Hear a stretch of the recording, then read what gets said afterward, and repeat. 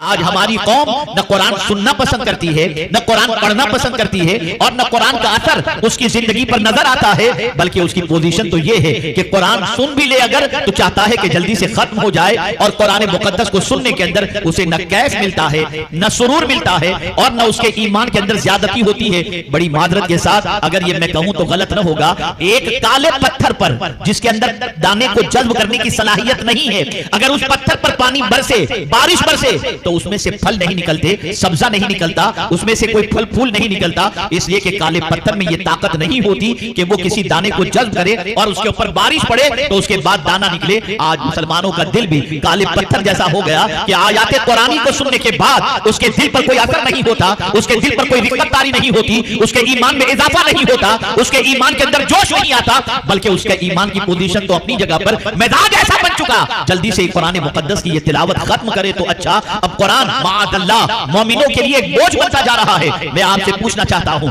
अल्लाह के सारे वलियों की जिंदगी उठा करके देखो, रसूल आज़म सल्लल्लाहु अलैहि वसल्लम की हयात तैयबा उठा करके देखो, तो आप इस नतीजे पर पहुंचेंगे कि अपने ईमान की तरक्की के लिए वो कुरान की तिलावत करते थे। और आज के मुसलमान का हाल ये है, 8 घंटे व्हाट्सएप पर गुजारेगा लेकिन 8 आयतों की तिलावत करने के लिए वो तैयार नहीं है। मुझे बताओ कितने लोग आज यहां पर मौजूद है, रोजाना कुरान खोलते हैं। कहां से हमारा ईमान मजबूत होगा, कहां से हमारे ईमान को तकवीयत पहुंचेगी, कहां से हमारी जिंदगी में इनकलाब पैदा होगा। और यहां मैं अर्ज करता हुआ चलूं कि सिर्फ पढ़ने से भी काम नहीं चलेगा, बल्कि साथ ही साथ कुरान समझेंगे तब आपके ईमान के अंदर इजाफा होगा, कुरान पर अमल करेंगे तब आपकी जिंदगी के अंदर इनकलाब पैदा होगा।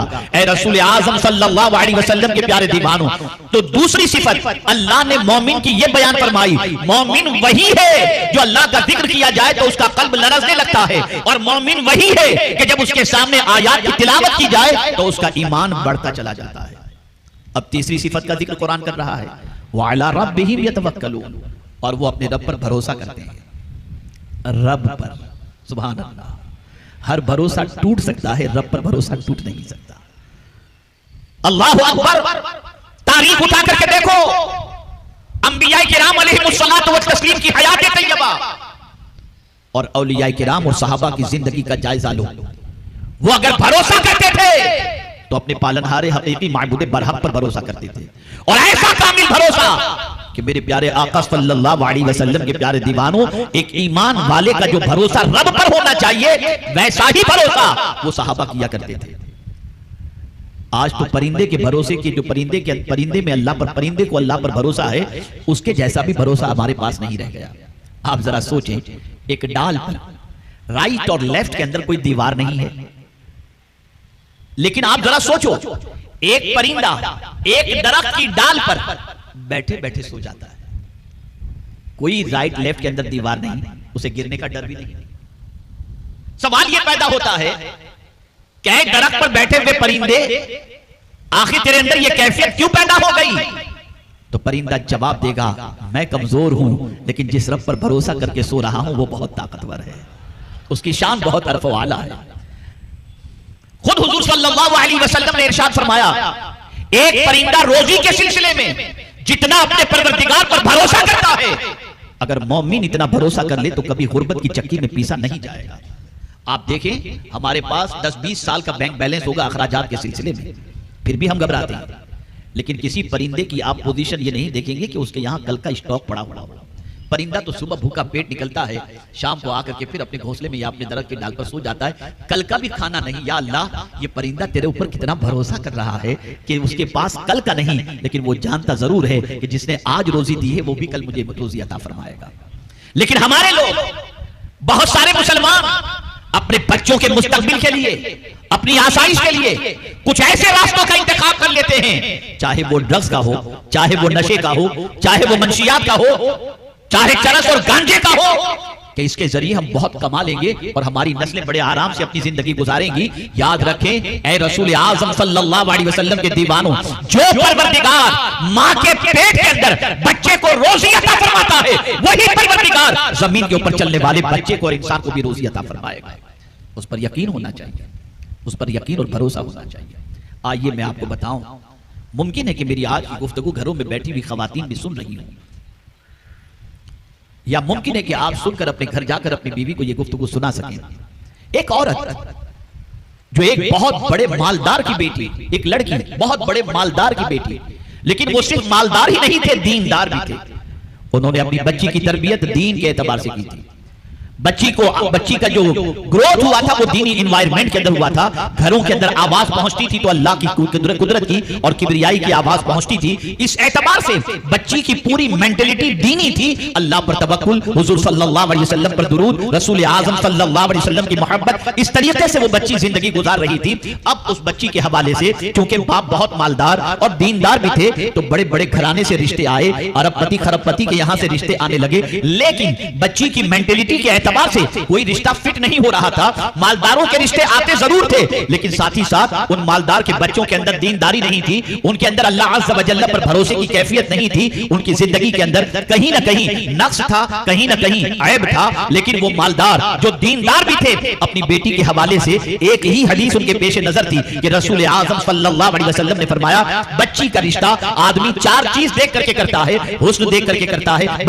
किसी का रिश्ता, बच्ची से रिश्ता, किसी लड़की से रिश्ता इंसान चार चीजों को देख करके करता है, या हुस्न देखकर, या दौलत देखकर, या नसब देखकर, या दीन देखकर। सरकार ने फरमाया तुम दीन देख करके रिश्ता करो। यही बेटे के हवाले से भी आप देख सकते हैं, लड़के के हवाले से। अब वो मालदार दीनदार जब अपनी बेटी के हवाले से मालदारों के रिश्ते आए, उनमें दीन तलाश करने की कोशिश की तो लड़कों में दीनी रमक इतनी पाई नहीं गई। बहरहाल वो मस्जिद के नमाजी थे, पाबंदी से नमाज अदा करते थे। वो मस्जिद में एक नौजवान को जो गरीब था लेकिन उसकी जिंदगी से वो वाकिफ थे, वो अल्लाह का तकवा शिआर बंदा था, वो इबादत गुजार बंदा था, वो मुस्तफा जान रहमत का आशिक बंदा था। एक दिन अपनी बेटी से कहते हैं, बेटी ये लड़का मुझे जच तो रहा है लेकिन है गरीब बेटा, खाने पीने के भी लाले हैं उसके घर के अंदर, एक दिन कमाता है एक दिन खाता है, इसके यहाँ कोई इतनी आसाइश की चीज नहीं जितनी तेरे बाप के यहाँ तुझे आसाइश मिल रही है। लेकिन बेटी एक बात जरूर है कि हराम का लुकमा कभी नहीं खिलाएगा, कभी तुझे अल्लाह से गाफिल नहीं होने देगा, कभी मुस्तफा प्यारे से गाफिल होने नहीं देगा। बेटी लड़का मुझे जच रहा है, तेरा क्या इरादा है? बेटी कहती अब्बा ऐसे ही रिश्ते वाले के साथ, ऐसे ही लड़के के साथ तो मेरा गुजर हो सकता है।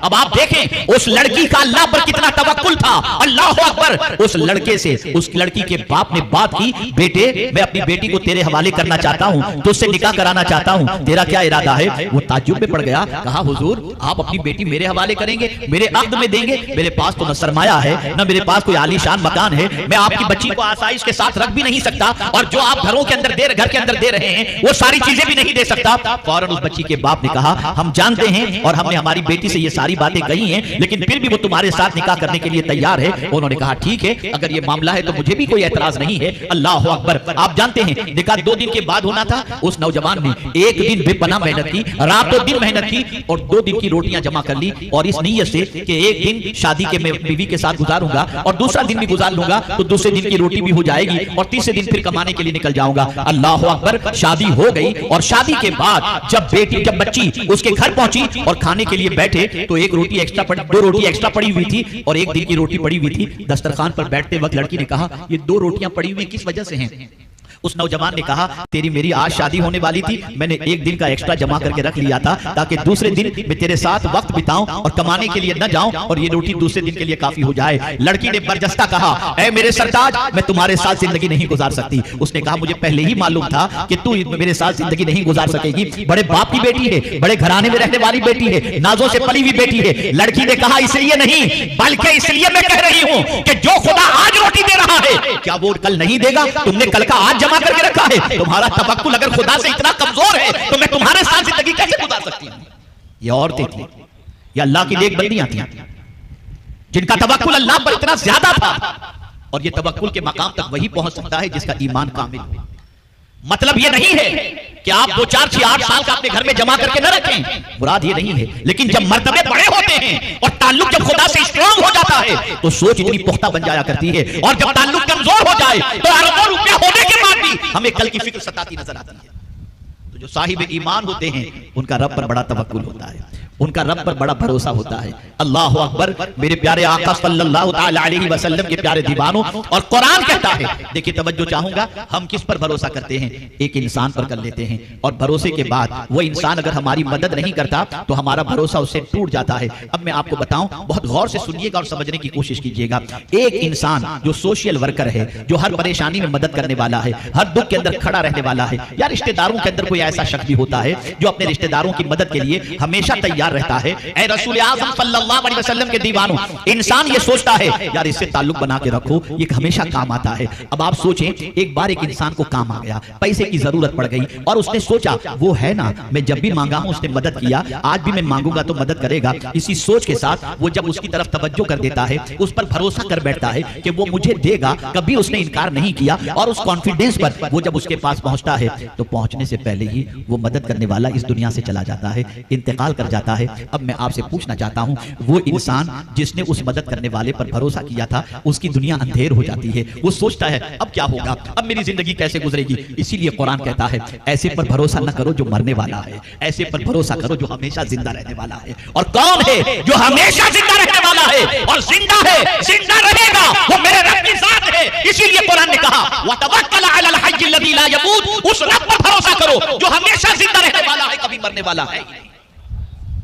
मोमिन अल्लाह पर भरोसा करता है और फिर अल्लाह फरमाता है वमन यतवक्कल अलल्लाहि फहुव हस्बुह, जो अल्लाह पर भरोसा कर ले अल्लाह उसके लिए काफी है। ए रसूल आज़म सल्लल्लाहु अलैहि वसल्लम के दीवानों, जो मोमिन होता है वो अपने रब पर कामिल भरोसा करता है, अल्लाह पर भरोसा करता है, कामिल भरोसा करता है। रसूल आज़म सल्लल्लाहु अलैहि वसल्लम के दीवानों, यहाँ कुरान ने इस तीसरी सिफत का जिक्र किया, जो मोमिन होता है, कामिल मोमिन होता है, उसके सामने अल्लाह का जिक्र किया जाए वो कांपने लगता है, उसके सामने कुरान की आयत तिलावत की जाए ईमान जोश मारने लगता है और वो अल्लाह पर भरोसा करता है। अब चौथी सिफत कुरान बयान करता है अल्लज़ीना युक़ीमूनस्सलाह, वो नमाज कायम करने वाला होता है। अल्लाहु अकबर, ये नहीं कहा गया कि पढ़ने वाला होता है, ये कहा गया कि कायम करने वाला होता है। मुझसे फज्र नहीं पढ़ी जाती, मौलाना दुआ करें, ये पढ़ने वाला तो कहलाएगा, कायम करने वाला नहीं कहलाएगा। कायम करने वाला वो है जो मुस्तकिल नमाज पढ़ता है, जो पाबंदी से 5 वक्त अदा करता है, और सिर्फ अदा ही नहीं करता बल्कि सारे शराइत का लिहाज रखता है, सारे मसाइल का लिहाज रखता है, इस तरीके से वो नमाज अदा करता है। ये नमाज कायम करना हुआ।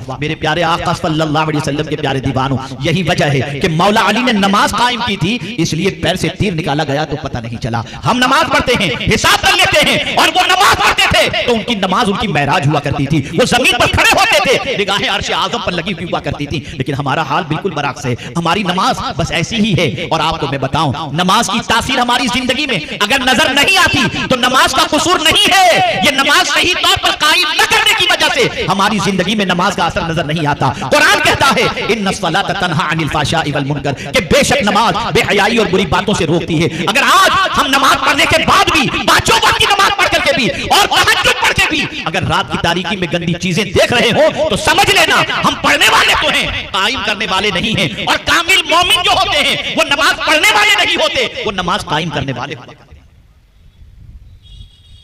अब 5वीं सिफत का कुरान ने जिक्र किया, मोमिन कामिल की, व मिम्मा रज़क़नाहुम युनफ़िक़ून, हमने उनको जो रोजी दी वो हमारी राह में खर्च करते हैं। तवज्जो चाहो, कामिल मोमिन अल्लाह ने जो रोजी अता फरमाई उस रोजी को हराम कामों में नहीं, जिन कामों में अल्लाह ने खर्च करने का हुक्म दिया है उसी राह में वो खर्च करते हैं, उसी राह में खर्च करते हैं। और एक बात नहीं बताई गई यहां पर, मुतलक कहा गया युनफ़िक़ून, ये नहीं कहा कि मस्जिद में खर्च, मस्जिद के लिए खर्च करते हैं, मदरसे के लिए खर्च करते हैं, बेवा के लिए खर्च करते हैं, मिस्कीन के लिए खर्च करते हैं, कोई कैद नहीं लगाई गई, मुतलक कहा गया हम जो रोजी देते हैं उसे वो हमारी राह में खर्च करते हैं। मतलब क्या? मतलब ये है जहां जहां हमने खर्च करने का हुक्म दिया वो हमारे नाम पे खर्च करते चले जाते हैं। मोमिन खर्च करने वाला होता है, बखील नहीं, और वो खर्च जायज रास्ते में करता है, नाजायज रास्ते में नहीं करता। मेरे प्यारे आका सल्लल्लाहु तआला अलैहि वसल्लम के प्यारे दीवानों, आज अगर उम्मत मुस्लिमा की जिंदगी का जायजा लिया जाए तो अक्ल दंग रह जाती है। अभी हम आ रहे थे हमारे साथी हाजी मकसूद साहब के साथ और एक शादी का तस्करा निकला, उसमें उन्होंने बर्जस्ता कहा कि आज की पोजीशन ये है कि इंसानों से अगर मस्जिद के लिए भी कुछ रकम मांगी जाए तो नहीं निकलती, और लाखों रुपया और करोड़ों रुपया शादी में खर्च करने के लिए उनको कोई परेशानी नहीं होती। नाजायज काम होंगे, पैसे खर्च होते चले जाएंगे, लेकिन अल्लाह ने जिस रास्ते में खर्च करने का हुक्म दिया उसमें खर्च करने से इंसान अपने हाथ को रोके रखता है, बल्कि सोचता है इधर भी ज़कात चली जाए, साफ न जाए, साफ पैसा न जाए। और ये वसवसे का पैदा होना कि मैं अगर जायज कामों के अंदर अपनी रकम को खर्च किया तो मेरे पैसे कम हो जाएंगे, ये तसव्वुर ज़हन में आना, ये शैतान का हुक्म है जिस पर इंसान अमल कर रहा है और अच्छे रास्ते पे खर्च नहीं करता। इसलिए कि कुरान कहता है अश-शैतानु यइदुकुमुल फ़क़्र व यअमुरुकुम बिल फ़हशा, शैतान फक्र का अंदेशा दिलाता है। अरे क्या तू अल्लाह के नाम पे दे रहा है, क्या ये मांगने वाले को दे रहा है, क्या यतीम को दे रहा है, क्या मिस्कीन को दे रहा है, क्या फायदा होगा, छोड़ ये सब चीज, मौज मस्ती करो, अय्याशी करो, ऐश करो। नहीं नहीं, याद रखें, अगर कोई अल्लाह के नाम पे खर्च करने पर ये तसव्वुर कर ले कि मेरा पैसा कम होगा, तो समझ लेना चाहिए कि शैतान के दाव का शिकार हो गया। लेकिन अगर अल्लाह के नाम पर खर्च करने के अंदर उसका दिल कुशादा हो जाए, तो उसे समझ लेना चाहिए अल्लाह अज़्ज़ व जल्ल ने उसको अपने अल्लाह अज़्ज़ व जल्ल ने दामन रहमत में जगह अता फरमा दी है और उसके दिल के अंदर अपने इरशाद पर अमल का जज्बा पैदा फरमा दिया है। इसलिए कि याद रखें, अल्लाह फरमाता है मन जाअ बिल हसनति फलहु अशरु अमसालिहा, एक नेकी अगर तुम अल्लाह की राह में लेकर के आए तो अल्लाह उसके एवज के अंदर तुम्हें 10 नेकी अता फरमाएगा। एक खर्च करोगे 10 अता फरमाएगा। अल्लाह वालों ने जो कामिल मोमिन होते हैं ना, वो कैसे खर्च करते हैं, आइए देखिए। हजरत राबिया अदविया रज़ियल्लाहु तआला अन्हा भूखी थी, दस्तरखान पर एक रोटी रखी हुई थी, खाने का इरादा हुआ, खादिमा भी साथ में, अल्लाह वाले जितने भी होते वो अकेले नहीं खाते, मुलाजिमों को, खादिमों को, मेहमानों को लेकर बैठते हैं। तो हजरत राबिया के साथ उनकी खादिमा भी थी।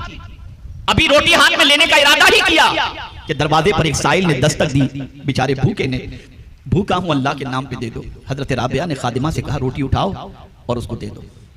पानी पी लिया, रोटी उसे दे दी। खादिमा के दिल में ख्याल पैदा हुआ भूख मुझे भी लगी थी, लेकिन माई ने तो रोटी दे दी, खुद भी भूखी रही और मुझे भी भूखा रख दिया। बहरहाल वक्त गुजरता चला गया। काफी देर के बाद दरवाजे पर किसी ने दस्तक दी। जब खादिमा दरवाजे पर पहुंची तो देखा कि कोई रोटियां लेकर के आया हुआ है। वो फौरन हजरत राबिया के पास गई, माई कोई आपके चाहने वाले आए हुए रोटियां लेकर। तो हजरत राबिया कहती हैं जरा गिन लो रोटियां कितनी हैं। जब रोटियां गिनी गई तो 9 थी।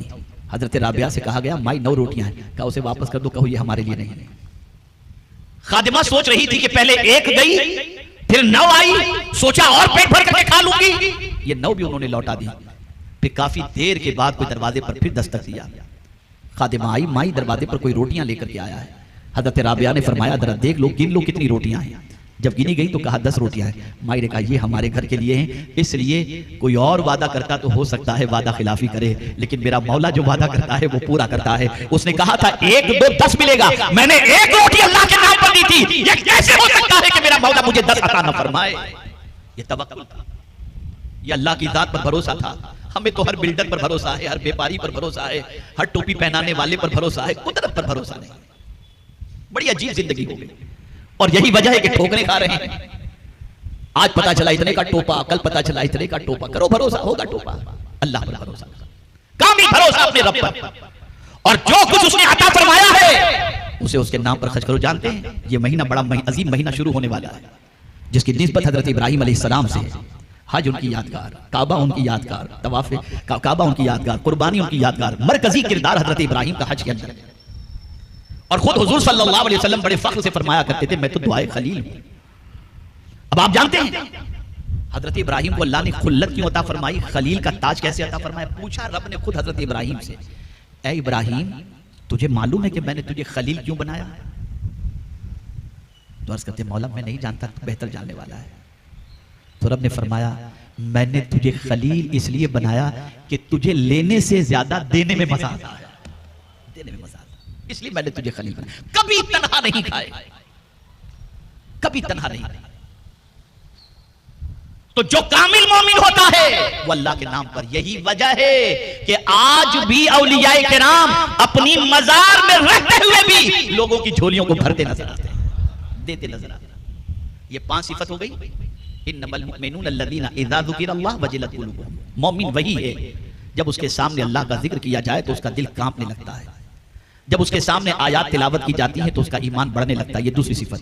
वो अल्लाह पर भरोसा करता है, तीसरी सिफत। वो नमाज कायम करता है, चौथी सिफत।